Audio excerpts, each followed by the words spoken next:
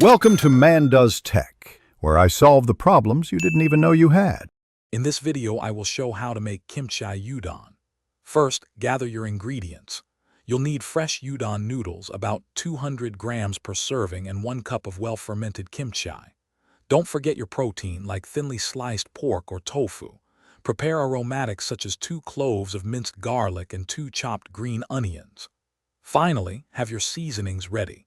2 tablespoons of soy sauce, 1 tablespoon of gochujang, and 1 teaspoon of sesame oil. Let's start cooking. Heat 1 tablespoon of cooking oil in a large pan or wok over medium-high heat. Add your minced garlic and the white parts of your green onions, sautéing for about 30 seconds until fragrant. Next, add your protein, whether it's pork or tofu, and cook it thoroughly until it's nicely browned and cooked through.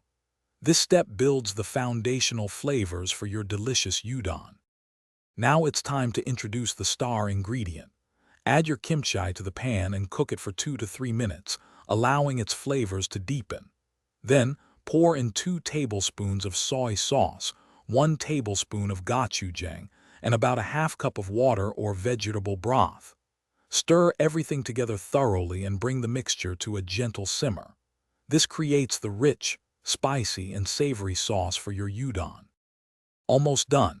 Add your fresh udon noodles directly into the simmering sauce. Cook them for 2 to 3 minutes, tossing gently until they are heated through and perfectly tender. Be careful not to overcook them. Once ready, transfer your kimchi udon to a bowl. Garnish with the green parts of your chopped green onions and a final drizzle of sesame oil for an extra layer of aroma and flavor. Enjoy your homemade kimchi udon. Thanks for watching. If you found this helpful, don't forget to like and subscribe.